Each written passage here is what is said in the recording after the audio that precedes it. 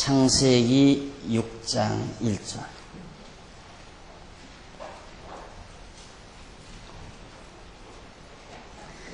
사람이 땅 위에 번성하기 시작할 때에 그들에게서 아들, 딸들이 나니 하나님의 아들들이 사람의 딸들의 아름다움을 보고 자기들의 좋아하는 모든 자로 아내를 삼는지라.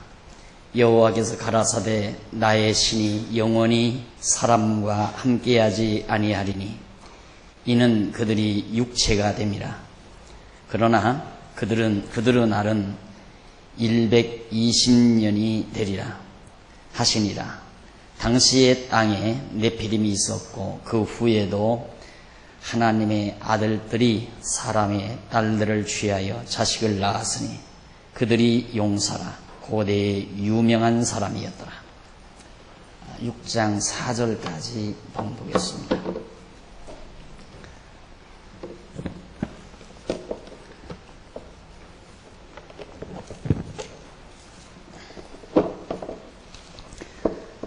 지난 시간 우리는 아벨 대신 하나님께서 다시 셋을 허락하신 하나님의 섭리를 우리들이 살펴봤습니다. 그 내용은 하나님께서 바로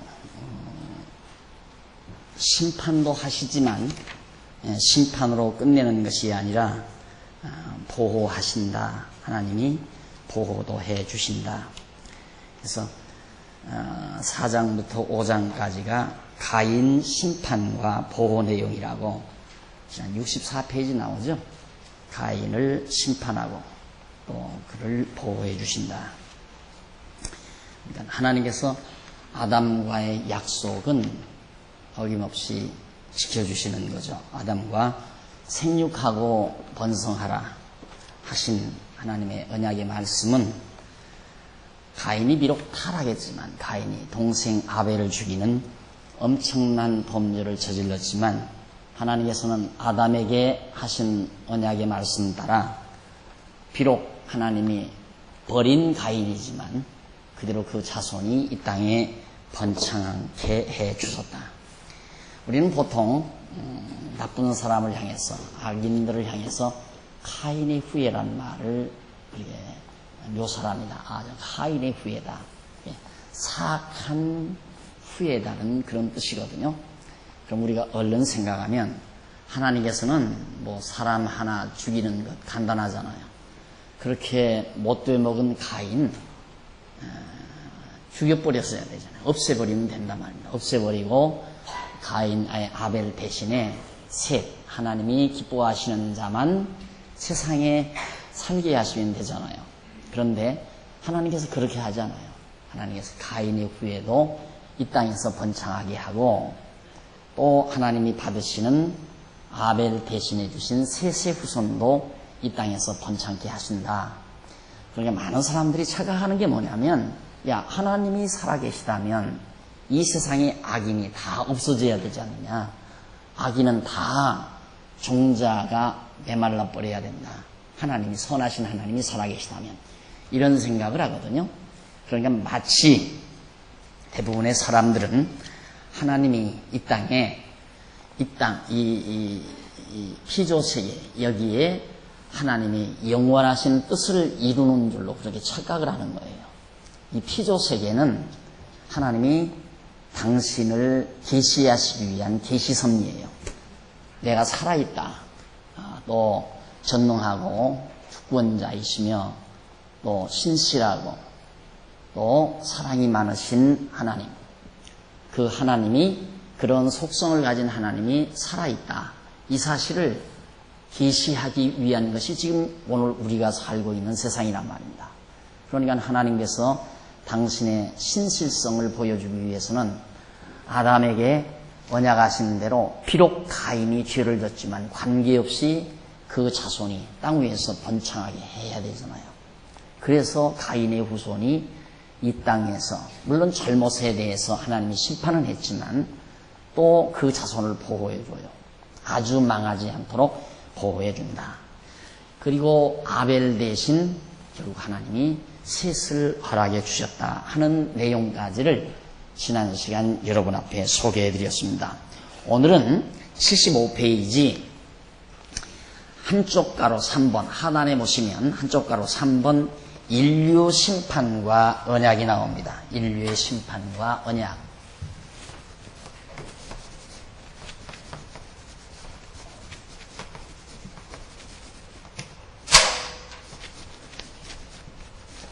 이것이 6장에서부터 11장까지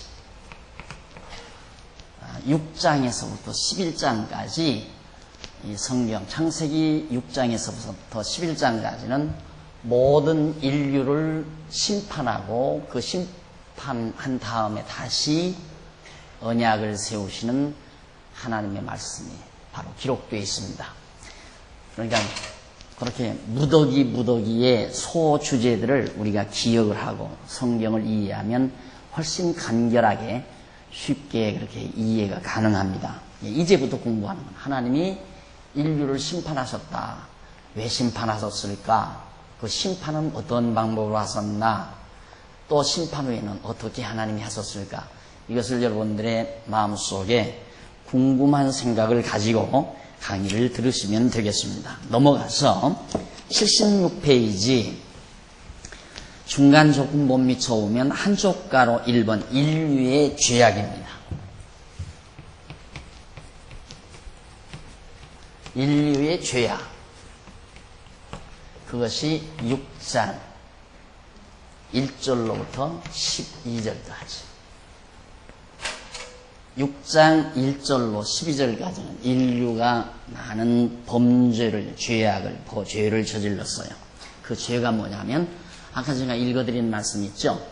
그러니까 지금 이 내용은 굉장히, 아벨이 죽고 아벨 대신 하나님이 셋을 주신 이 이후에, 그 다음 6장에 나오는 내용까지는 엄청난 그 역사적인 내용이 빠져 있어요. 생략되어 있다 이 말입니다.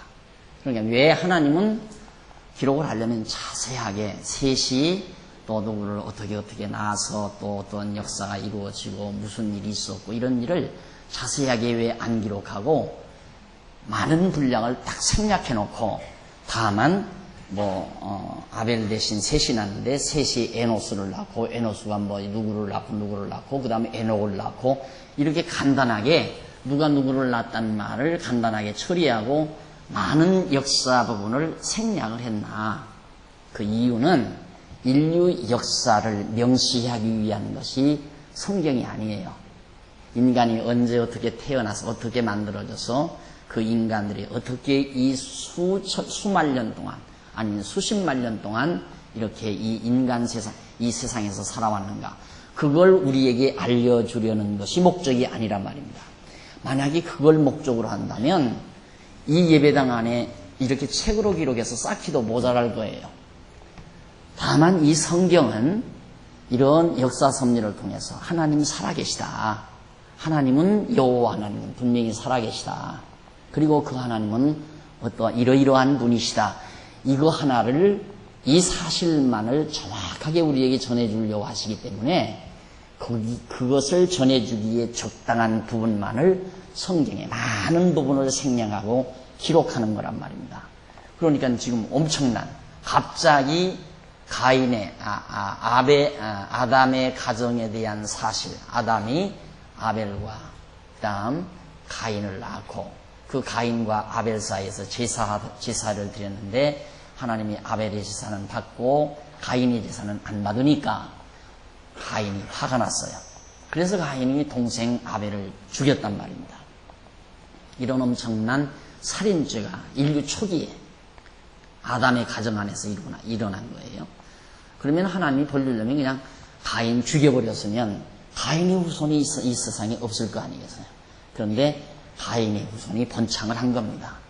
그리고는 이제 아벨 대신에 셋을 주어서 그 후손, 가인의 후손도 번창하고 아벨의 셋의 후손도 번창을 하고, 그래서 많은 자손이 번창을 하는데 사람이 땅 위에 번성하기 시작할 때 그들에게 딸들이 낳았단 말입니다. 어떻게 아들만 낳겠어요? 딸도 낳아야죠. 딸들도 세상에 출생하잖아요. 그러니까 아들들도 낳지만은 많은 딸들이 출생한단 말입니다.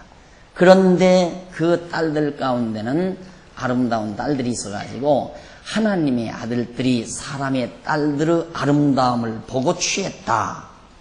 그러니까 사람의 딸들을 사람의 딸들의 아름다움을 보고 하나님의 아들들이 아내로 삼아들인 거예요. 그러면 하나님의 아들이 누구냐? 하나님의 아들은 누구고 사람의 아들은 누군가? 이런 것들이 하나의 문제가 되겠죠. 자, 그럼 우리 조금만 한번 읽어보십시다. 77페이지 가서 77페이지 제일 위에 중반쯤 보시면요. 아벨은 양을 잡아들인 믿음으로 의롭다함을 얻어 하나님의 아들이 된 것이다 그랬어요. 그렇죠? 그러니까 하나님의 아들이란 아벨의 후손을 말하는 거예요. 아담, 아벨이 동생이죠. 많은 아담이 많은 아들을 낳았지만 가인과 아벨만을 지금 성경에서 취급하는 거라고 그랬죠. 그런데 가인이 아벨을 죽이니까 아벨 대신에 셋을 주었다고 그랬어요. 왜? 아벨은 하나님 앞에 마음에 합한 제사를 드렸다. 짐승을 잡아서 피 흘려 드렸는데 그것이 장차 예수님께서 오셔서 피 흘려 제사 드릴 것에 대한 하나의 예표로서의 모형과 그림자였다. 그래서 그 제사를 하나님의 뜻에 합하기 때문에 아벨의 제사를 받고 아벨을 의인이라 해서 의롭다 해서 하나님의 아들 삼은 거예요. 이게 하나님의 아들이에요. 그러니까 아벨 계통에서 나오는 건 하나님 아들이에요. 하나님 아들. 그러면 사람의 아들은 누구냐? 사람의 딸들은 가인의 후손. 여기서 나오는 게 가인. 사람의 딸들. 이게 엄연히 구분이 돼야 되는데 왜?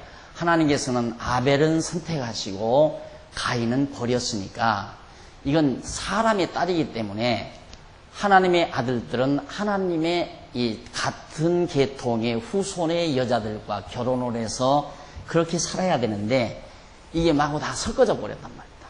혼혈이 돼버린 거예요.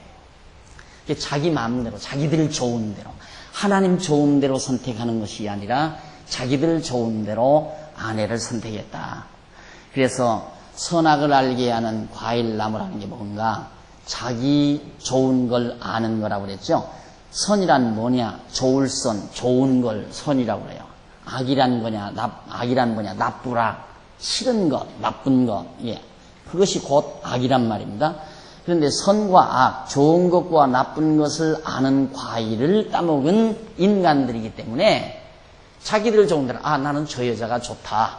하나님의 아들들이 당연히 자기들 혈족에게서 아내를 찾지 아니하고 얘네들이 굉장히 이쁘다, 좋다 이래가지고 사람의 딸들을 데려다가 아내를 삼은 거예요. 거기 보면 그래서 아벨 대신 출생한 셋의 후손이 하나님의 아들들이 되는 것이다. 그리고 사람의 딸들은 물론 하나님께서 버리신 가인의 후손의 딸들을 바로 사람의 딸들이라고 한다. 이렇게 해서 완전히 인간들이 하나님 좋으신 대로가 아니라 자기들 좋은 대로 세상을 살아가게 됐다 하는 말입니다. 그래서 결국 하나님께서는 진노하시는 거예요. 그 밑에 77페이지 쭉 내려와서 중간 조금 내려가면 3절 나오죠. 줄 바꾼 3절. 하나님께서 사람들에게 내신 진노를 예고하시는 내용인데 하나님께서 자기들 좋은 대로 행하는 사람들에게 진노를 베푸셔서 하나님의 신이 그들과 계속 함께하지 아니하시고 120년 후에 심판하시겠다는 예고를 하시는 말씀이 거기 나옵니다. 자, 이때 하나님께서 이제 이렇게 자기들 마음대로 좋게 사니까 하나님께서 급기야는 나타나셔서 책망을 하셔. 내가 진노하겠다. 그리고 너희들과 영원히 하나님의 신이 너희와 함께하지 않겠다. 그리고 너희의 날은 120년으로 한정하겠다. 120년. 이걸로 한정을 하겠다. 이 말은 120년 후에 심판하겠다 이 말이에요. 온 세상을 다 심판해버리겠다. 120년 후에. 왜? 이들이 전부 다 타락하고 부패했으니까 전부 심판하겠다. 자, 이렇게 해서 결국 하나님께서 진노를 하시는 내용이 아까 봉독해드린 4절까지 나오는데, 넘어가서 78페이지 위에서 5째 줄 줄바꾼데 보시면 거기 4절은 하나님의 아들들이 사람의 딸들을 취하여 계속하여 용사들을 생육하는 내용이 거기 나옵니다. 이들이 결혼해서 나니까 아이를 낳으니까 아이들이 아주 그냥 굉장히 큰 체형을 가진 아이들이 태어나는 거예요. 용사, 대단한 그 체형이 아주 크고 굵직하고 몸집이 큰 그런 대단한 아주 장대 같은 그런 인간들, 힘이 대단히 세고 이런 인간들이 이제 많이, 그래서 그걸 네피림이라고 그러죠. 네피림. 이런 인간들이 태어나서 즉 장부나 또는 거인이었고, 계속하여 하나님의 아들들이 사람의 딸들을 취하여 낳은 자식들도 용사들과 유명한 자들이었다고. 용사들이니까 늘 싸움을 즐기고 사냥을 즐기고 싸움 아주 이런 것을 즐기는 그런 아주 거친 인간들로 되어버린 것입니다. 그래서 이제 6장 5절로 8절에 보면 하나님께서 사람의 마음의 계획이 항상 악함을 보셨어요. 당연하죠. 인간들이 이제 자기들 좋은 걸 알잖아요. 선악을 알게 됐잖아요. 그러니까 인간들이 생각하는 것마다 다 악한 거예요. 그럴 거 아니에요. 인간들이 생각하고 계획하는 것마다 전부 악한 거예요. 하나님의 뜻과는 좀 반대가 된다 이 말이죠. 왜? 자기 좋은 대로 하니까. 하나님 기뻐하시는 대로 하는 게 아니라 자기 좋은 대로 생각하고 계획을 하니까 마음이 악할 수밖에 없잖아요. 그래서 하나님이 인간들의 마음이 전부 사악하고 악한 것을 하나님이 다 보셨어요. 거기 읽어보면 5절에 읽어보면 여호와께서 사람의 죄악이 세상에 관영함과 온 세상에 꽉 인간의 죄악이 차있고 그 마음의 생각의 모든 계획이 항상 악할 뿐임을 보시고 땅 위에 사람 지으셨음을 한탄하사, 여기 나오죠. 하나님이 한탄했다 이런 얘기. 그래서 사람들이 이런 부분을 굉장히 어렵게 생각합니다. 하나님이 어떻게 후회한다, 한탄했다, 천지를 인간 지어놓은 것을 한탄하셨다 해서 전등자인데 왜 그렇게 한탄을 하느냐, 능력이 없는 거 아니냐, 이렇게 하나님을 정말 우습게 보는 경향들이 없잖아 있습니다. 그 문제는 이따 말씀을 드리기도 하고요. 조금 더 읽어보십시다. 마음에 근심하시고, 하나님도 근심하시고, 가라사대 나의 창조한 사람을 내가 지면에서 쓸어버리되 사람으로부터 육축과 기는 것과 공중의 새까지 그리하리니 이는 내가 그것을 지었음을 한탄함이니라 하시니라. 그러나 노아는 여호와께 은혜를 입었더라 하는 내용이 8절까지 나와요. 자, 그러면 거기 조금 내려와 보면 5절로 6절 나오죠. 5절로 6절. 거기 78페이지 성경 구절 말고 5절로 6절 보면 여호와께서 사람의 죄악을 보시고 사람을 지으신 것을 한탄하며 근심하시는 내용인데, 타락하여 영은 죽고 육체가 된 사람은 행하는 것마다 죄악이며 생각하고 계획하는 것마다 악할 수밖에 없죠. 당연해요. 그러니까 우리가 그래요. 우리는 인간이라고 하는 것은 이 세상 태어나서 성경을 통하여 하나님의 뜻이 무엇인가, 그 하나님의 뜻을 우리가 깨닫고 그 하나님의 뜻대로, 성경을 통하여 배운 하나님의 뜻대로 생각하고 계획하지 아니하면 다 악하게 계획하는 거예요. 전부가 다. 자기를 기준으로 해서 자기가 심판자가 되고 자기가 주관자가 돼서 생각하는 것, 계획하는 것 전부가 다 악한 것이다. 당연해요. 그러니까 우리가 성경을 모르면 하나님의 뜻이 뭔지 모르잖아요. 하나님이 늘 나타나서 얘야 오늘 나는 이렇게 하고 싶다 하고 읽어주는 것도 아니고 하나님 눈으로 보이는 것도 아니고 어떻게 우리가 하나님의 뜻을 알아요. 그러니까 전부 자기 뜻대로 생각할 수밖에 없잖아요. 자기 뜻대로.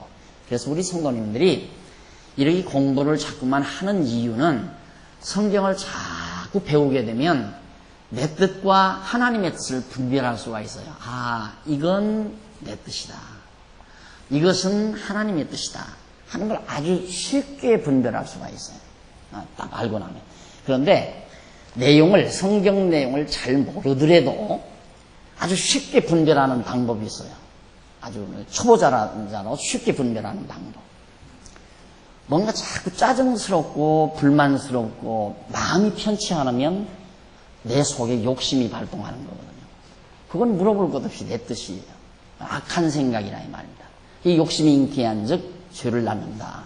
이 욕심이 내 마음에 있으면 마음이 편치를 않아요. 어쨌든 이유불문하고 마음이 안 편한 거. 그래서 내가 늘 강조하죠. 우리 믿는 성도님들은 억만금하고도 마음의 평강은 바꾸지 말아라. 억만금을 얻어도 마음이 편치 못하면 무슨 필요가 있어? 지옥인 거예요. 그렇잖아요? 그러니까 억만금하고도 마음의 평강과는 바꾸지 말아라. 이 말을 제가 자꾸 강조하는 이유는 아주 쉽게 하나님의 뜻대로 사는 방법을 아주 방법적으로 제가 말씀을 드리는 거예요. 그런데 그게 돼야죠. 자꾸 속에서 욕심이 나오는데 안 되잖아요. 이게 안 되는 이유는 머리가 이 두뇌 속에 하나님의 말씀으로 정리가 안 돼 있기 때문에 그게 안 되는 거예요. 이게 이 성경 말씀을 잘 배워서 하나님의 뜻을 자꾸 깨닫게 되면 예를 들어서 내가 이렇게 살아가다가 마음이 불편하고 마음이 편치 않잖아요. 이거 왜 내가 왜 이렇게 마음이 편치 않을까 하고 가만히 눈을 감고 기도를 하는 거죠. 묵상을 하는 거예요. 명상을 하는 거예요. 쉽게 말하면 세속적으로만 명상이고 우리 믿는 성도는 기도를 하는 거예요. 내가 지금 왜 이렇게 마음이 불편합니까 하고 가만히 살펴보면 내가 내 욕심대로 하려고 했구나. 내가 욕심을 가지고 노력을 했구나. 그러면 뭐 틀림없이 찾아지죠. 그래서 그걸 쉽게 찾으면 해지기 전에 찾을 수가 있고요. 미련하면 해를 4번 줘도 못 깨달아요. 4번을 줘도. 그러니까 한 번 속상한 것이 이틀도 가고 사흘도 가고 때로는 미련하면 막 한 달까지 가잖아요. 영특하면 해지기 전에 다 해결해 버리고요. 해지기 전에 깨끗한 마음으로 편안히 잠자리에 들지만 미련하면 밤을 몇 고비를 넘겨요. 며칠을 넘기고 일주일을 넘기고 한 달을 넘겨도 여전히 마음의 편안함을 가질 수가 없어요.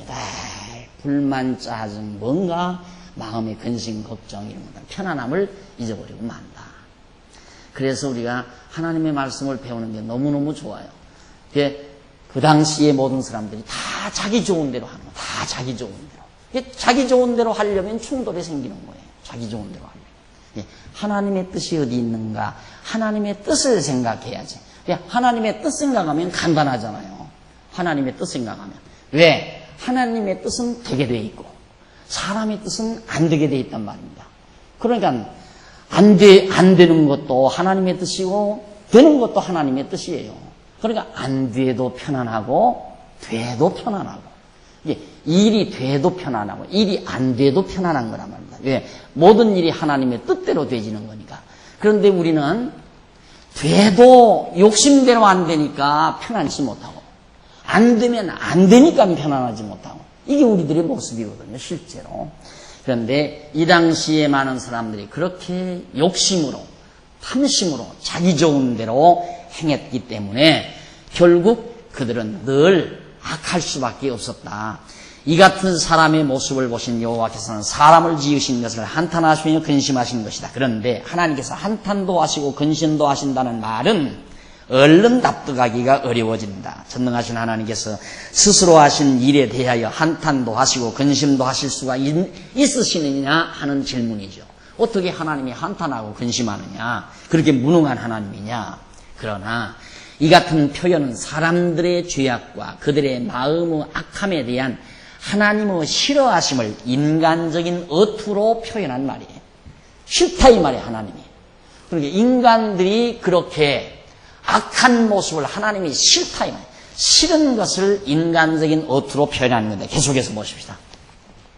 표현한 말이다. 하나님께서 실수를 하신다거나 또는 무능하셔서 한탄을 하시고 근심하시는 것이 아니라 하나님께서 사람들의 악함을 보시고 한탄하시고 근심하시는 것은 싫으신 것을 보시고 싫어하신다는 말이에요. 나 저거 싫다. 그것을 인간적인 어투로 한탄한다, 싫어하신다, 근심하신다 라는 인간의 용어를 아니면 그런 용어를 인간적인 방법으로 표현하지 않으면 인간들이 알아듣기가 어렵잖아요. 그래서 하나님께서는 싫은 것은 싫어하시고 좋은 것은 좋아하시는 전능자신데 바꾸어 말하면 선과 악을 아시는 자이시라는 말입니다. 그래서 하나님께서 사람의 죄악이 싫으시니까 싫은 대로 다 멸하시는 것이다. 이것이 전능자이신 하나님만이 행하실 수 있는 섭리인 것이다. 그러니까 한탄했다. 사람 지으신 것을 한탄하고 근심했다. 이 말은 역시 하나님께서 무능하고 연약해서 하시는 말씀이 아니라 하나님이 좋은 것을 인간들은 싫어하고 하나님이 싫은 것을 인간들은 좋아하고 하나님이 좋아하는 것은 인간들이 싫어한단 말이에요. 반대예요. 그러니까 인간 지은 것을 하나님이 싫다 이 말이에요. 그래서 그들을 진멸한다는 하나님의 심정을 표현하는 것이지 인간들의 어투마냥 한탄했다. 내가 무능해서 내가 공연히 후회하고 탄식하는 의미의 그런 용어로 우리가 이해해서는 안 된다는 말입니다. 그래 이제 7절을 보면 거기 79페이지 하나님께서 여호와께서 창조하신 사람과 육축과 기는 것 공중에서 이것 전부 질명. 그래서 인류가 죄악을 범했기 때문에 죄악이 가득하기 때문에 하나님께서 전부 멸하는데 120년 동안 20년 후에는 다 진멸하겠다. 미리 예언을 했어요. 근데 이것도 참 재미난 게 뭐냐면 하나님께서 그냥 멸하려면 너희들 싫으니까 내가 멸한다 하고 확 당장 하늘에서 불비락이 내려와서 멸하든가 비가 내려와서 홍수가 나서 멸해버리면 되잖아요. 그런데 하나님이 그렇게 안 해요. 미리 여유를 줘요. 120년이라는 기간을. 그래서 120년 전에 언약을 해요. 언약을 하고 120년이 차면 성취를 해요. 왜 그러는가? 언약대로 이루시는 하나님을 계시하기 위한 거란 말입니다. 그러니까 우리가 단순히 하나님께서 인류를 심판하실 때 하나님이 화가 나셔서 화풀이 하신다 이렇게 생각하면 안 돼요.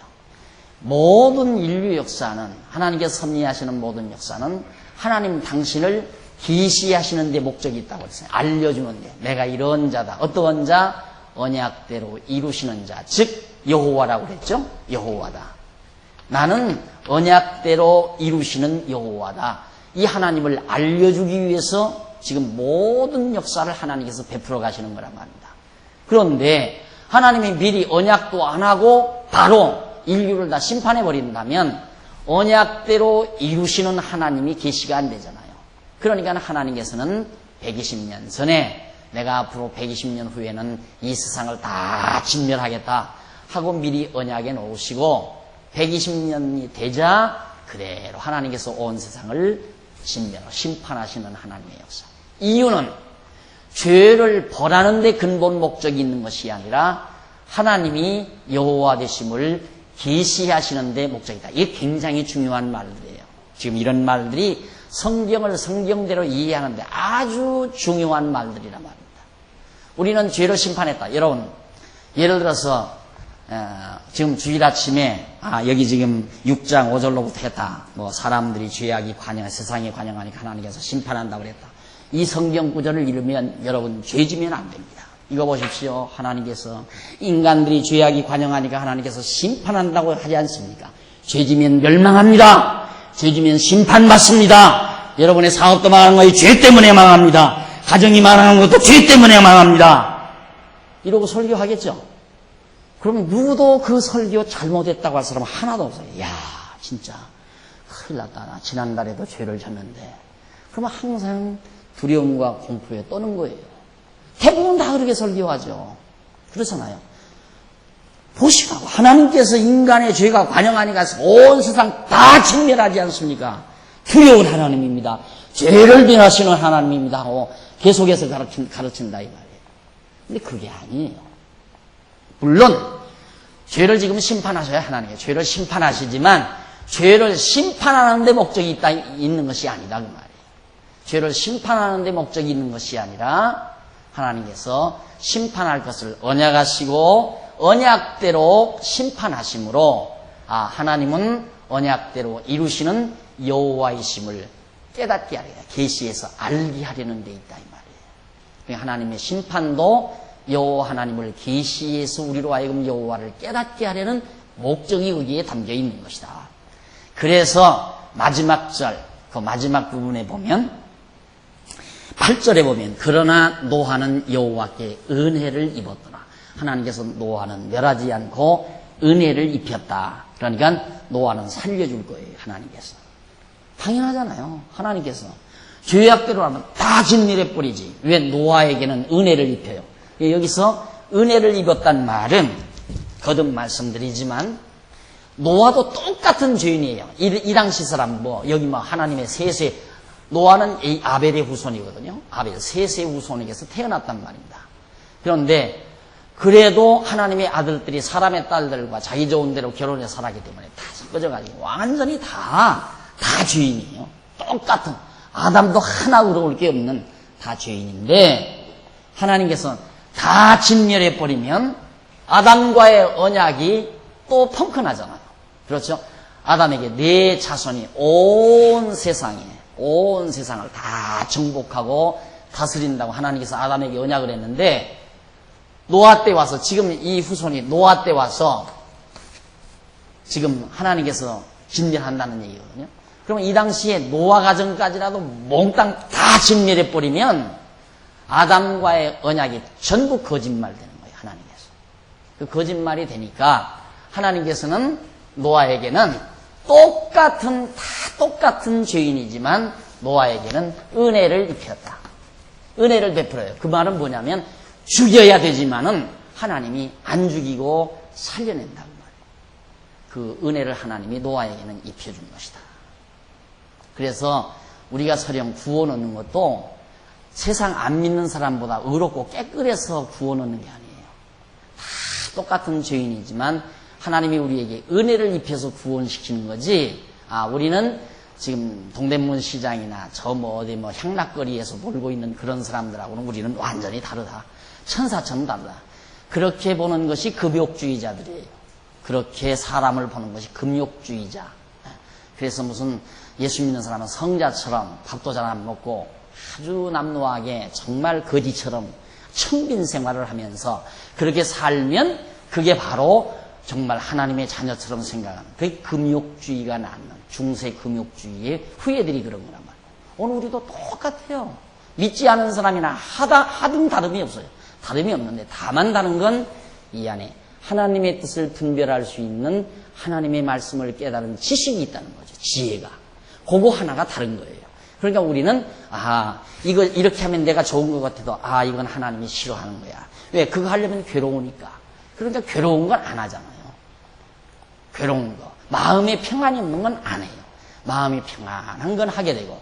이것이 이제 좀 다른 것 뿐이지. 하나님께서 그것도 깨닫게 하니까 깨달은 거죠. 그래서 오늘 우리가 노아처럼 하나님께서 은혜를 입혀 우리가 구원 얻는 거지. 안 믿는 사람보다 뭐가 특출하게 잘나고 특출하게 의롭고 선해서 구원 얻는 거 절대 아니다 하는 걸 기억하셔야 할 겁니다. 그 다음 넘어가서 79페이지 6장 9절로 12절 하단에 보시면 거기 나와요. 아랫부분에 보시면 6장 9절로 12절에 노아 시대에 온 땅이 폐교하여 강포가 땅에 막 가득했다고 그랬어요. 이 노아 할아버지 시대. 노아 할아버지 시대에 정말 120년이 거의 찼어요, 이제. 그 뒤에 120년이 거의 됐는데, 온 땅이 막 가득 죄악이 찼다. 완전히 하나님을 아는 자도 하나님을 기쁘시게 하는 자도 완전히 죄악이 관영했다. 그게 9절로 12절에 나오는 말씀이에요. 거기 조금 읽어보십시다. 노아의 사적은 이러하니라. 노아는 의인이요 당세의 완전한 자라. 여기서 의인이요 완전한 자란 말은 노아의 행위가 의인이고 완전하단 말이에요. 어떻게 해서? 하나님께서 은혜를 입혀서 말이에요. 은혜를 입혀서. 그러면 거기 중요한 게 뭐냐면 완전하다 할 때 우리들이 노아는 전혀 죄를 짓지 않고 정말 깨끗하고 정말 죄 없이 그렇게 행동한 것을 말하지 않나 이렇게 생각할 겁니다. 그러나 한번 보십시다. 80페이지 넘어가서 중간 좀 보시면은 중간 조금 뒤로 가서 제일 상단 중간 노아는 의인이며 당시의 완전한 자로서 하나님과 동행하였다는 내용에 근거하여 노아를 도덕적인 행위면에서 흠이 없는 완전한 자로 보는 것은 매우 위험한 견해다. 그래서 노아는 의인이 완전하다 하니까 노아는 우리 인간 사회에서의 보편적인 도덕적으로 막 깨끗하고 의로운 자라고 생각하는 거예요. 여러분 보세요. 노아 실제 미리 우리 당겨다 해보십시다. 노아가 정말 이제 홍수가 다 끝났어요. 홍수가 다 끝나고 나니까 얼마나 술을 몽땅 먹었는지 실신해가지고 그냥 벌거벗고 누워서 잠잘 정도로. 아마 우리 교회 장로님이 누구 한 분 그랬다면 그럼 당장 책벌감이죠. 안 그래요? 장로님으로 모시겠어요 우리? 아마 박 목사가 그쯤 했다면 뭐 박 목사 여기 문 앞에도 못 들게 할 거예요. 아마. 데모를 해서라도 저딴 게 무슨 목사냐 이거지.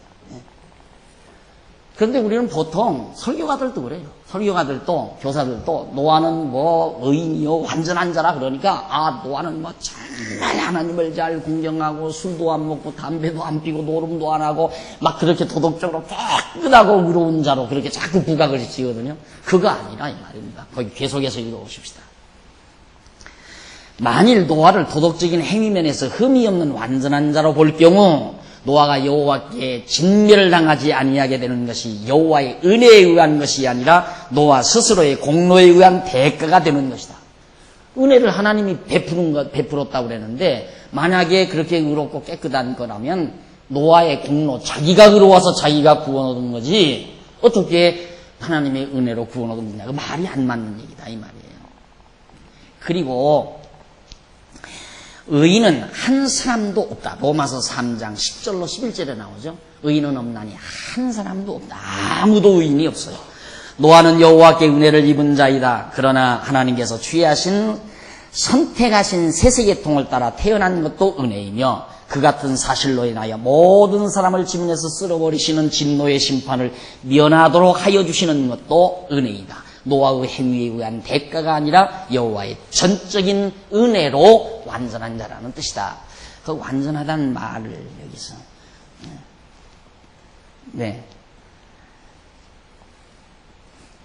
그러니까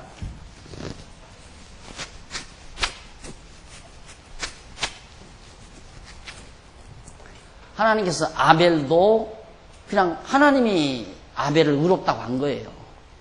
하나님이 아벨을 받으신 거예요. 가인은 저버리고. 가인은 농사하는 자고 아벨은 짐승 치는 자니까 짐승 쳐서 제사하고 짐승으로. 여기는 농사지어서 곡식으로 제사하는 거 당연하잖아요. 그런데 아벨은 하나님이 저버려요. 그게 하나님의 주권이라 그 말이에요. 버릴 자는 버리고 취할 자는 취하고. 그러니까 내가 다른 박질하는 자로 말미암음도 아니요. 힘쓰고 애쓰는 자로 말미암아 나로 말미암아서 하나님이 취하고 버리는 게 아니라 하나님이 주권적으로 버리기도 하고 취하기도 한다 그 말이에요. 여기서는 아벨은 죽었는데도 대신 셋을 주어서 이자손을 해서 결국 여기에서 에노스가 나오고 에노스 그 뒤에 이제 에노스 후손에서 노아가 나오고 노아에게 여전히 왜 이게 하나님께서 아벨에게도 은혜를 베푸시고 여기서 이제 에녹도 나오잖아요. 에녹스 뒤에 에녹도 나오는. 이게 하나님께서 은혜를 베푸시는 계통이란 말입니다. 노아의 후손. 그 후손을 통해서 예수가 오잖아요. 예수 그리스도가 이 후손을 통해 노아의 후손 가운데 셈의 후손을 통해서 셈의 후손 가운데 아브라함 후손 가운데 야곱의 후손 가운데 유다 지파에서 예수가 나잖아요. 이게 하나님께서 초창기 처음부터 이쪽에는 은혜를 베푸시는 계열이고 이건 하나님께서 처음부터 버리시는 계열이란 말입니다. 그런데 자꾸만 오늘날 많은 교회에서 너 기다렸다. 네가 하나님 앞에 밉게 보이면 너는 벌 받는 거고 네가 하나님 앞에 이쁘게 보이면 네가 복 받고 사는 거다. 전부 인간의 노력에다 갖다 붙인다 이 말이에요. 그래서 성도들은 성경을 모르니까 그런갑다. 세상을 살다 보면 세상에 사는 동안 좋은 일보다 나쁜 일이 훨씬 많잖아요. 불길한 일이 얼마나 많아요. 시시각각으로. 그런데 계속해서 교회에 가면 당신들 죄지면 벌 받는다. 하나님이 가만 놔두지 않는다. 두들겨 팬다. 저주한다. 이러고 계속해서 그러니 여러분들이 하나님께 복받고 살려면 하나님께 잘해드려야 된다. 정말 하나님 앞에 죄 짓지 말고 의롭게 하나님 기쁘신 뜻대로 교회도 열심히 나오고 돈도 좀 많이 내고 충성도 열심히 하고 주의 종도 잘 받들어 섬기고 이러면서 계속해서 그렇게 주입을 시키니까 교인들은 그런 줄 알죠. 하하. 아이가 요즘 감기로 머리가 띠한 거 보니까 내가 오늘 새벽 기도를 안 나갔더니만 하나님께서 당장 치시는구나. 그런 생각 잘 하잖아요. 자꾸 뭐 교사들이 그렇게 가르치니까. 그거 아니라 이 말이에요. 아까도 말했지만 노아 똑같아요. 똑같아. 가인의 후손이나 아벨의 후손이나 노아 시대에 와서 죄악이 관영했다 이 말. 가득히 관영해서. 그런데 하나님께서 노아에게는 은혜를 입혀요. 왜? 애당초부터 하나님께서 은혜 입힌 자니까. 이쁘게 본다고 말이에요. 이쁘게 보고 믿게 보는 것이 하나님 마음이지. 하나님 나 이쁘게 봐주세요. 미운데 어떻게 이쁘게 봐줘요? 안 그래? 미운데 어떻게 이쁘게 봐주느냐 이 말이에요. 그러니까 이쁘고 미운 것이 보는 사람이 주관에 달려 있는 거예요. 객관적인 게 아니에요. 내가 늘 말하지만 전에 이제 학교 다닐 때 전철을 타고 이렇게 다녀보면 너는 어떻게 골라도 그런 여자를 골라서 그렇게 아내를 사귀냐고 그러냐. 연애를 하는데 세상 박성이 못난 여자를 그렇게 좋아해요. 주관적이란 말입니다. 그 남자의 주관. 나는 볼 때 형편없게 생겼는데 그 남자에게는 다시 없는 여자라. 그러듯이 하나님도 마찬가지예요. 하나님도 싫다는데 가인은 싫다 이 말이에요. 아벨은 좋으니까 무조건 여기는 은혜를 베푸는 거고 여기는 싫으니까 은혜를 안 베푸는 거고 그게 하나님의 주권이라 그 말이에요. 이게 성경 전체에 나타나는 지금 예수님 신약까지 가요. 신약 성경까지 이 계통으로 쫙 저렇게 예수님까지 가는 거예요. 그러니까 이래서 하나님께 나를 이렇게 택해줬다는 게 너무너무 감사한 거죠. 어떻게 내가 예수를 믿게 된다. 이 믿게 된 것이 신통방통하고 신비스럽기도 하고 어떻게 모래알같이 많은 사람들 가운데 나를 선택해서 하나님의 자녀가 되게 했는가. 이 한 가지만으로도 그냥 감동 속에 살 수밖에 없잖아요. 감동 속에 하루하루. 근데 그거 잊어버리니까 감동은 사라져버리고 짜증이 앞에 나오는 거죠. 이걸 모르니까. 하나님의 말씀을 깨닫고 나면 내가 오늘 교회 간다는 것 자체가 너무너무 행복한 거예요. 내가 예수를 믿고 살게 됐다는 게 너무 행복하고 성경을 통해서 하나님의 뜻을 깨닫고 산다는 것이 무엇과도 비길 수 없는 엄청난 감동과 행복으로 내게 다가오게 된다 이 말이에요. 그거면 만족하잖아요. 뭐 더 원할 게 있어요? 뭐가 더 바랄 것이 있어서 그냥 아웅다웅 탐욕을 부리고 자기의 어떤 욕망을 가지고 목표를 정해놓고 그걸 실천하려고 하고 막 그 욕심을 채우기 위해서. 우리 믿는 사람은요, 하나님이 정해주신 목표, 표대, 나를 이 세상에 살게 하신 근본, 그거밖에 없어요. 이 땅의 인간적인 야망을 가지고 자기 야망을 이렇게 해서 내가 이 뜻을 이루어야 되겠다. 이거 정해놓고. 그러니까 일반 저처럼 목표 편안하게 하는 사람이 어디 있어요? 되는 대로 하니까 안 되면 안 하고 시끄러우면 안 하고 또 괴로우면 마음이 편찮으면 안 해버리고 마음이 편안하고 되는 건 하고 안 되는 건 안 하고. 여러분들에게 물어서 하랍니까? 한다고만 하고 하기 싫다면 안 하고 얼마나 편안하게 해요. 그게 왜? 하나님께서 하신다는 게 믿어지니까 그런다 이 말이에요. 믿어지니까. 어느 정도까지 그러느냐. 하도 수요일 날들 머니까 수요일 날 기도에 나오기가 힘들잖아요. 근데 어느 정도까지 이제 수요일 날 집회가 인원이 모자라면 한 40-50명밖에 안 나오더라고요. 어느 경우에. 야, 이거 안 되겠다. 이러면. 차라리 이럴 바에야 그냥 공동에 붙여서 수요 기도에 우리 폐지합시다. 안 나오는 분은 폐지합시다. 다 공감할 거 아니에요. 그 설문조사를 하려고 했어요. 수요 기도회를 폐지하는 게 좋으면 동그라미. 폐지하면 안 된다면 갈게. X표. 이걸 해서 폐지하는 쪽이 많다면 수요 기도회 안 해버리려고. 성경에 뭐 수요 기도회 하라는 데가 없잖아요. 그렇죠? 그러니까 그것도 안 하고, 또, 성경에 모이기를 힘쓰라고 했으니까 잘 모이는 날, 언제 모이기를 좋아합니까? 모이기 좋아하는 날 모이고, 모이기 싫은 날은 안 모이고. 그럴 정도까지 제가 자유함을 얻은 사람입니다. 그러니까 여러분이 안 한다면 안 해요. 아무것도 안 해요.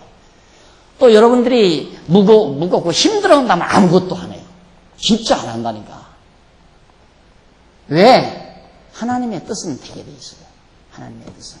그러니까 역시 하나님께서 우리에게 주신 은혜, 나를 하나님의 자녀 삼아주었다. 자녀 삼아주고 하나님을 여호와로 알고 예수를 그리스도로 믿을 수 있는 이 믿음을 줬다는 건 택한 백성이 틀림없잖아요. 은혜의 계통임에 틀림없다. 이게 은혜의 계통이에요. 이게. 여기는 은혜 계통, 여기는 저주 계통. 쉽게 말하면 여기는 천국 백성, 여기는 지옥 백성. 딱 정해져 있어요. 천국 백성과 지옥 백성이 하나님의 주권적인 뜻 가운데 딱 정해져 있다 이 말이에요. 내가 잘한다고 해서 천국 가고 내가 못한다고 해서 천국 못 가고가 아니라 이 말이에요. 근데 계속 그런 식으로 가르친다. 꼭 김사과 대동강물 팔아먹듯이 자기도 못 가본 천국 놓고 엿장사가 연목판에다가 딱 엿 한 판 가지면 동네 고무신짝 다 걷어들여 옛날에. 자기 마음이니까 고무신 2짝 가지고 가도 이만큼 뛰고 10짝 가지고 가도 이만큼 뛰고 자기 마음이야. 그걸 엿장사 마음대로라고 그래요. 엿장사 마음대로. 하나님이 자기 마음대로, 당신 마음대로.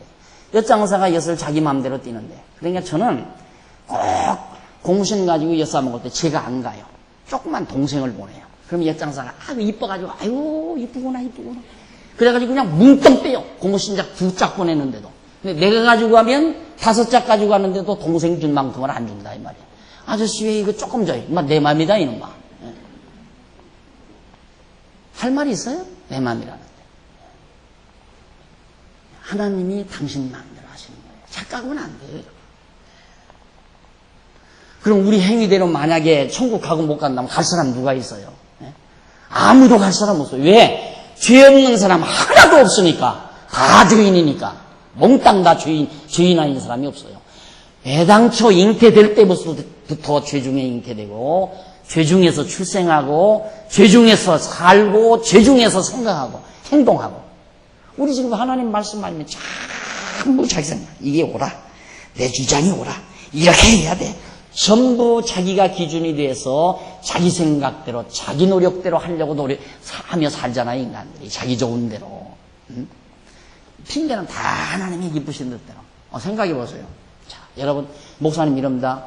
여러분, 우리가 교육관을 짓고 거기서 학생들을 진리로 잘 가르치는 것이 하나님의 뜻입니다. 누가 거기 반대할 사람 하나도 없을 거예요. 나는 그렇게 생각 안 해요. 절대 그렇게 생각 안 해요. 자, 여러분, 교육관이 부족해서 학생들 말씀 가르치기가 부족합니다. 그러니 이거 정말 교육관을 잘 짓고 자녀들을 말씀으로 잘 가르치는 것이 하나님이 얼마나 기뻐하시는 일이겠습니까? 그러고 말을 해요. 그러면 아무도 맞아. 저 말씀은 맞는 얘기야. 천만의 말씀. 교육관 짓고 안 짓는 것, 그것이 짓는 것만 하나님의 뜻이 아니라 안 짓는 것도 하나님의 뜻이라고 말해요. 안 짓는 것도 하나님의 뜻일 수가 있다고 말해요. 이번에 우리 여기 김기웅 목사님이 계시네요. 우리 연구원에서 이제 기독교 교육학 이제 머지않아 정리가 될 겁니다.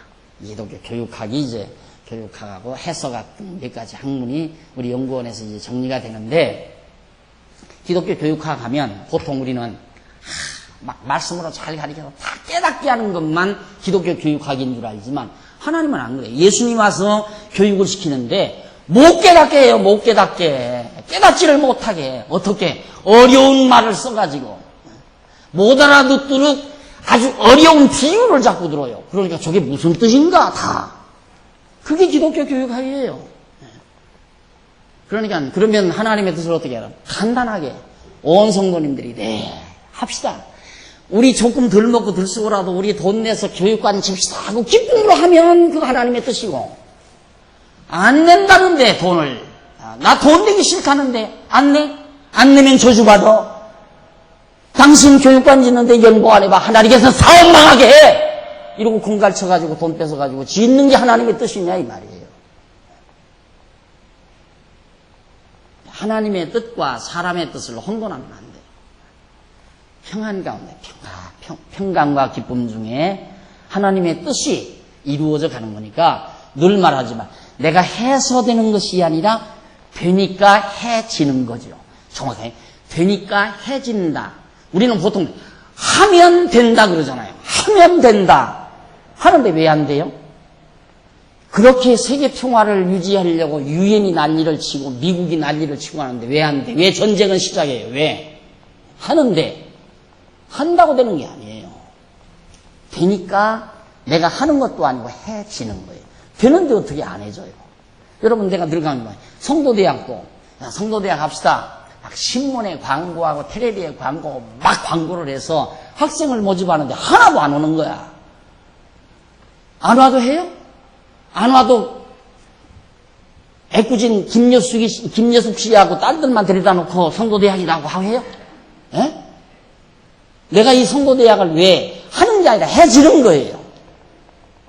왜? 다 오시니까. 공부한다고 오시니까. 그러니까 오시니까 하지 안 오시면 안 한다니까요. 안 하는 게 아니에요. 안 해지는 거예요. 어떻게 나 혼자서. 나 지금 하늘아 들으라 땅이여 들으라 하고서 여기서 성도대학 강의를 하겠습니까 내가. 착각하면 안 된다. 하나님이 되게 하시니까 해지는 거예요. 되면 해지고 안 되면 안 해지고. 해지는 걸 어떻게 안 하겠어요. 그래서 내가 늘 우리 목사님들한테도 되는 일 열심히 성실하게 되는 일 열심히 성실하게 하는 게 최고다. 어떻게? 기쁨과 즐거움으로. 안 되는 일은 안 해지는 거. 안 되는 일은 안 해지는 게 아니라 못하는 거죠. 못하는데 안 되는 걸 억지로 하려니까 공갈도 나오고 협박도 나오고 그냥 짜증도 나오고 이 사람도 믿고 저 사람도 믿고. 왜 하려고 하는데 너는 왜 협조 안 하느냐 이거지. 이래서 사람이 지옥생활 하는 거지 세상에서. 깨닫고 나면 세상 천국인데 얼마나 편하네요. 되게 하시면 하는 거고 하나님이 안 되게 하시면 안 하는 거고. 예, 지금 관리위원회에서 우리 교회도 자꾸 교육관에 물이 차니까 이거 뭐 어떻게 합시다. 몇 사람이 한다고 해서 합시다 해서 하나요? 온 교인들이 그거 우리 자녀들이 그렇게 곰팡이 쓴 데서 곰팡이 가루 먹고 병나면 어떡합니까? 근데 그게 누구를 위한 일이에요? 솔직히 따져서 자기 자녀들을 위한 거 아니에요. 곰팡이 가루 먹고 병들까 봐서. 그런데 그게 하나님께 영광. 우리가 지금 돈 내서 집 져놓고 우리가 편안하게 앉아서 공부하지. 하나님이 여기 와서 한 번이나 앉아보시기나 했어요? 에? 하나님이 여기 와서 한 번이나 앉아보셨느냐고요? 그런데 우리들을 위해서 우리들이 해놓고 하나님께 영광이고 하나님께 충성이고 우리가 다 했는데 우리가 연분해서 우리들이 다 써놓고 대학 시절에 공부를 하는데 기독교 음악 교수가 딱 들어오더니만 찬송이 제리라 이거 참. 찬송은 하나님께 직접 올라간다 이거 찬송은. 그러나 연보는 하나님께 안 올라가지 않느냐. 연보는 우리가 내서 다 쓰지.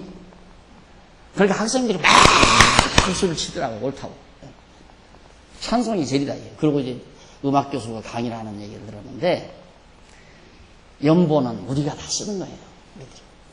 우리들이 쓸 곳이 있으면 내서 쓰는 거고 쓸 곳 없으면 안 내면 되는 거예요. 아니 연보 안 했다고 하나님께서 우리들이 낸 연보 갖다가 과자 사잡쓸 것도 아니고 케이크 사잡쓸 것도 아니고 설렁탕 사잡쓸 것도 아니고 하나님이 어디다 쓰려고 우리 돈 가져가요.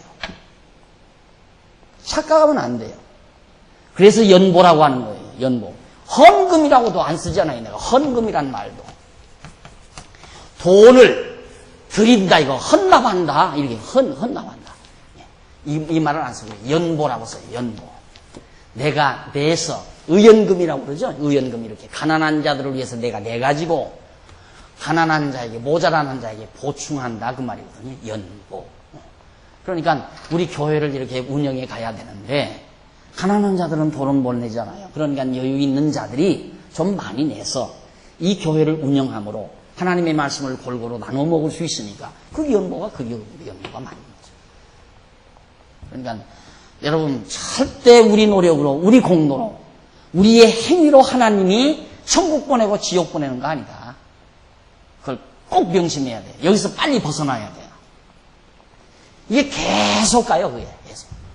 틀림없이 은혜 베풀어서 노아까지도 은혜를 베풀어 모든 사람이 다 진노를 받게 되는데 하나님께서 노아 은혜의 표 구원하잖아요. 그래서 바로 노아는 정말 의인이다라는 말이 의인으로 된 의인을 말하는 것이 도덕적으로 윤리적으로 깨끗하게 살아서 의인을 말하는 게 아니다. 그런 얘기입니다. 그 다음 이제 그 밑에 80페이지 하단에 보시면 양쪽 가로 2번이 나와요. 그 양쪽 가로 2번에 보시면 하나님의 물심판이 나옵니다. 하나님의 물심판 2번.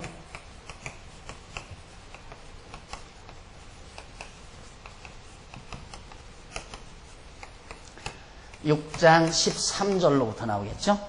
6장 13절부터 8장 12절까지. 이렇게 인류가 죄가 관영하니까 하나님께서 물로 온 세상을 다 심판해버려요. 물로 심판하는 이유는 그냥 완전히 진멸시키기 위해서가 아니에요. 물로 인해서 죽는 자가 있으면 물로 인해서 사는 자가 있어요. 그러니까 우리가 세례 받을 때 원래 이제 침례교에서는 세례를 줄 때 물속에다가 푹 집어넣어 버려요. 그 뭐냐? 죽었다는 거예요. 과거 하나님을 모르고 죄악 가운데 살던 옛사람 팍 죽었다. 그리고 나중에 건져내잖아요.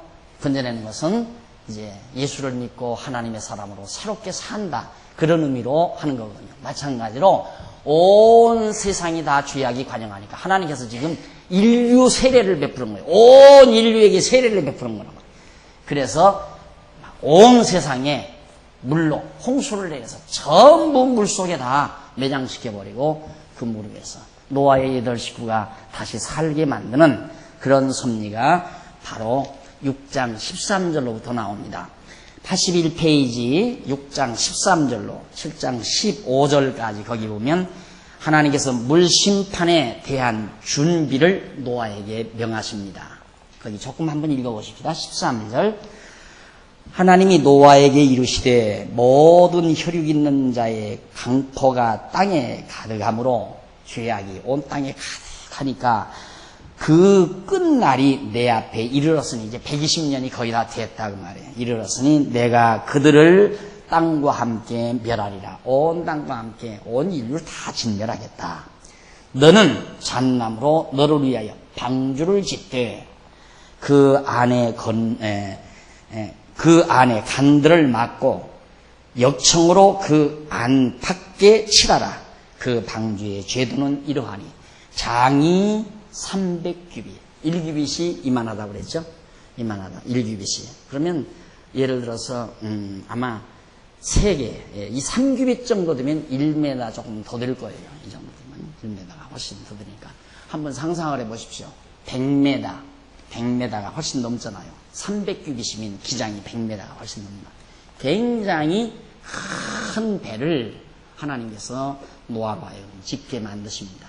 그렇게 해서 노아에게 명해서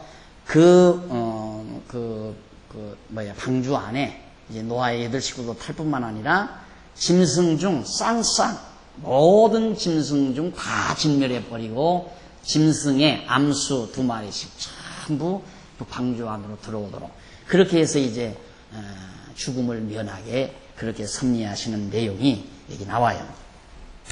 그래서 이제 밑으로 쭉 성경 구절 밑으로 쭉 내려가 가지고요. 성경 구절 중 그 7절을 한번 7장 1절을 한번 보세요. 성경 직접 봐도 되고요. 7장 1절 거기 보면 창세기 7장 1절 여호와께서 노아에게 이르시되 너와 내 온 집은 방주로 들어가라. 내가 이 세대에 내 앞에서 의로움을 내가 보았습니다. 당신이 의롭다 해놓고 너는 의롭다. 하나님이 그러신다 이 말이에요. 하나님이 노아를 은혜를 입혀 의롭다 그래놓고는 하나님이 노아를 의인으로 그렇게 보아주는 거라. 다 그렇잖아요. 여러분들이 자녀를 낳아놓고 사실 남이 볼 때는 아유 어떻게 저렇게 애기도 저렇게 밉게 낳았나 남들은 그러는데 자기는 그날 낳아놓고는 이쁘다 그래요. 자기가 낳았으니까 이쁘다 그래놓고 항상 이쁘다 아이고 우리 애기 이뻐 아이고 우리 애기 이뻐. 똑같은 원칙이에요. 똑같은 질. 하나님께서 우리를 이쁘다 해놓고는 계속 이쁘다 하지 의롭다 해놓고는 계속 의롭다고 도와주시는 거지 우리가 의로운 행동을 해서 의롭다고 보는 게 아니라 이 말이에요.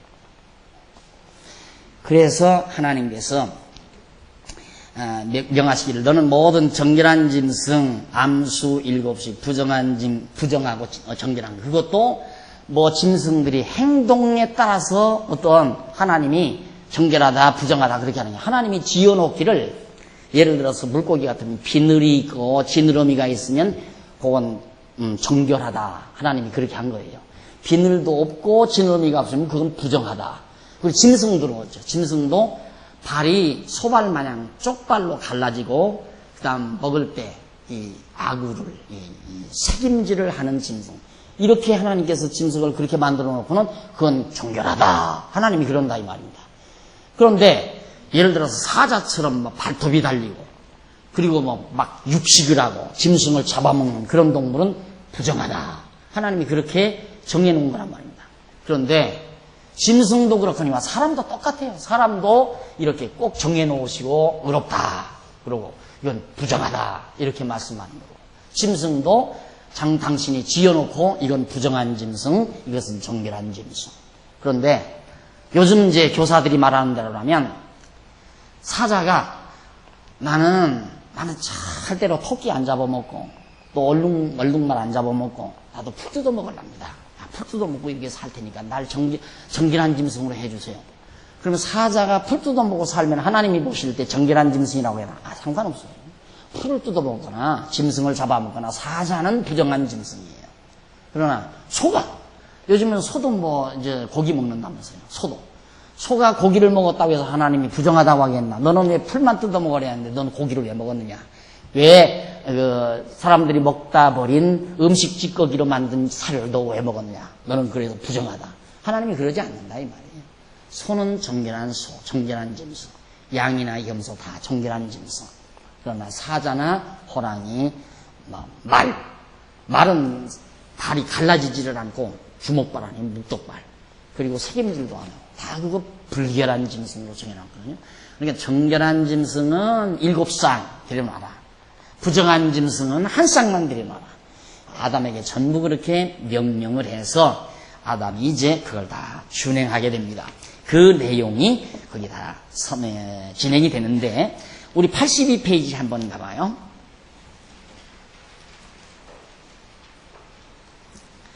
82페이지 위에서 두 번째 줄 앞부분에 보시면 그렇게 되면 바로 여호와께서 아담에게 세우신 3대 언약이 이루어질 수 없을 뿐만 아니라 언약대로 이루시는 자라는 뜻을 가진 여호와라는 이름이 더럽혀지는 것이다. 왜? 노아까지 전부 다 죽여버리고 모든 짐승도 다 물로 진멸시켜버린다면 하나님은 아담에게 언약하신 것을 다 무로 돌려버리고 하나님의 이름 자체가 여호와라는 이름 자체가 추한 이름, 더러운 이름이 되지는 거죠. 여호와라는 이름이 언약대로 이루시는 자라는 뜻인데 정말 여호와시라면 언약하신 대로 이루어야 되잖아요. 아담과 언약하신 대로 이루기 위해서는 노아도 살려야 되고 많은 짐승들도 살려내야 된다 이 말이에요. 죄로 심판은 하지만은 살려내야 한다. 이 계통을 은혜의 계통은 살려낸다. 이건 진면하지만 자 이렇게 해서 결국 하나님께서 이제 그렇게 섭리하신 것인데 넘어가서 계속해서 넘어가서 83페이지 83페이지 위에서 7째 줄 바꾼데 보시면은 이와 같이 믿음을 쫓아 의의 후사가 곧 선택을 입은 셋의 후사가 된 노아에게 여호와께서 방주로 들어가라고 하시면서 짐승이나 공중의 새들 중에 정결한 것은 암수 7씩 부정한 것은 암수 2씩을 취하여 그 씨를 보존하게 하라고 하십니다. 그런데 짐승 중에 정결한 것은 굽이 갈라져 지금 설명한 것 거기 다 나와 있어요. 이제 설명한 것 노트 필기 다 해드린 겁니다. 결국은 뭡니까? 정결한 것. 하나님께서 의로운 것, 거룩한 것, 이것은 불결한 것, 추한 것. 여기는 거룩한 계통, 여기는 추한 계통. 이게 하나님의 손에 달려있다. 하나님이 정결하게 지어놓고 불결하게 지어놓고 짐승도 사람도 정결한 거룩한 사람 지어놓고 불결한 사람 지어놓고 그게 딱 갈라놓잖아요. 그래서 오늘 그래 하나님께서는 만세전 내가 처음 강의할 때 처음 첫날인가 강의할 때 하나님께서는 영원하신 하나님이 여기 태초에 천지만물을 창조하기 전에 여기 로고스로 계셨다고 했죠. 로고스. 말씀이라고 그랬어요. 말씀. 이 뜻은 하나님의 계획, 작정, 뜻, 그리고 사상, 생각, 이런 의미를 지닌 것이 로고스라는 말이다. 헬라 철학에서 이제 로고스라는 용어를 쓰거든요. 형이상학적인 개념을 로고스라고 이렇게 썼는데, 어차피 하나님께서 당신을 이 세상에 계시하려면 인간이 활용하는 언어를 쓸 수밖에 없잖아요. 그 로고스를 활용을 한 거예요.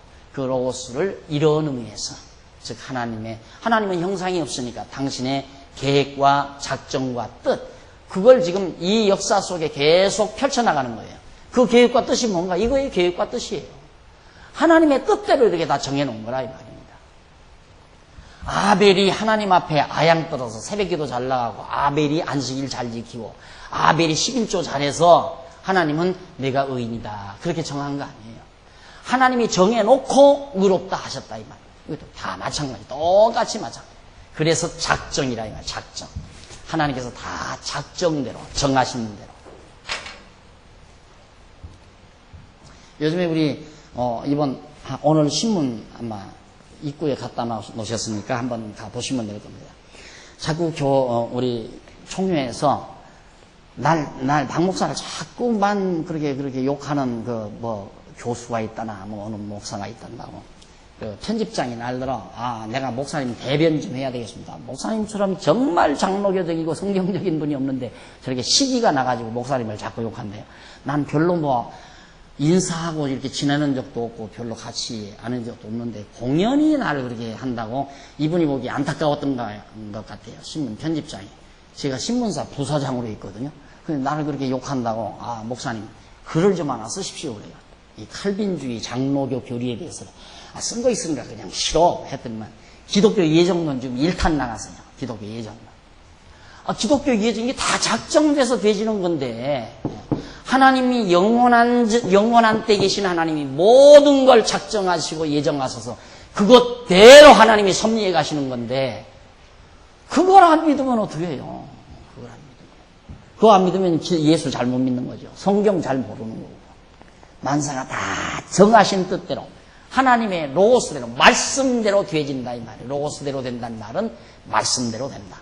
말씀대로 된다는 말은 하나님의 계획대로, 작정대로, 뜻대로, 하나님의 사상대로, 하나님의 생각대로 모든 것이 되는 거지, 내 생각대로, 내 뜻대로, 내 사상대로 되는 게 아니다 그 말이죠.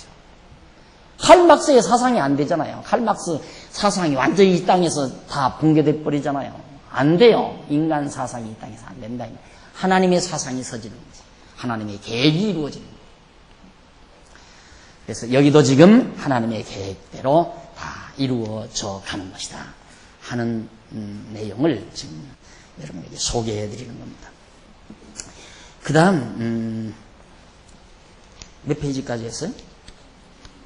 84페이지? 아닌가요? 내가 지금 어디? 네.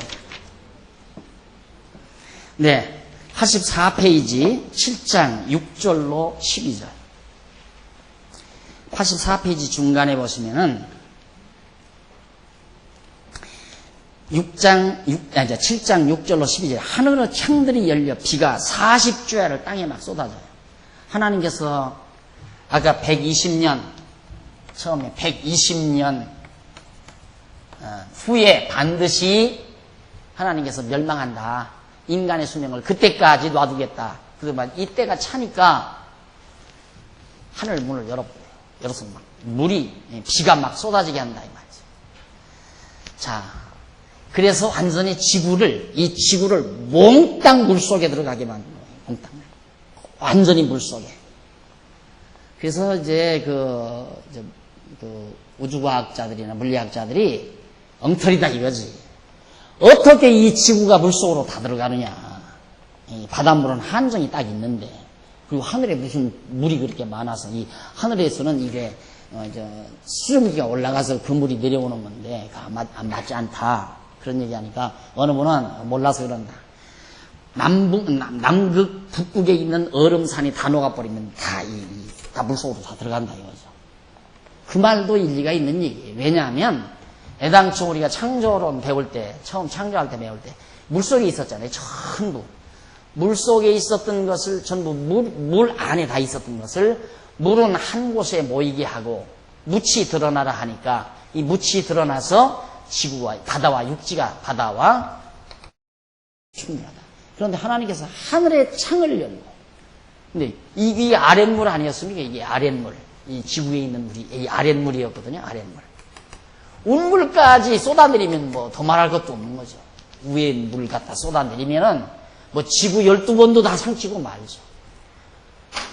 그런 것 가지고 자꾸만 성경이 거짓말이라고, 이건 성경이 뭐 만들어낸 얘기다 이런 얘기 하는데, 그건 우주의 신비를 몰라서 하는 얘기지 왜 거짓말이에요. 그래서 요즘에는 이제 그런 것들이 고고학적으로 밝혀지잖아요. 고고학적으로. 이 땅에는 그 예수를 믿지 아니하는 지질학자들도 언젠가 이 지상에 큰 홍수가 있었다 이런 말들을 해요. 큰 홍수가. 인류 역사상 언젠가 아주 큰 홍수가 있었던 흔적이 있다 이런 얘기를 하는데, 그런 흔적, 산 중턱에 그런 이제 뭐 물고기가 죽어서 화석이 된 것들도 나오고, 어떻게 산 중턱에서 물고기가 나와요? 홍수가 나지 않고는 불가능한 거거든요.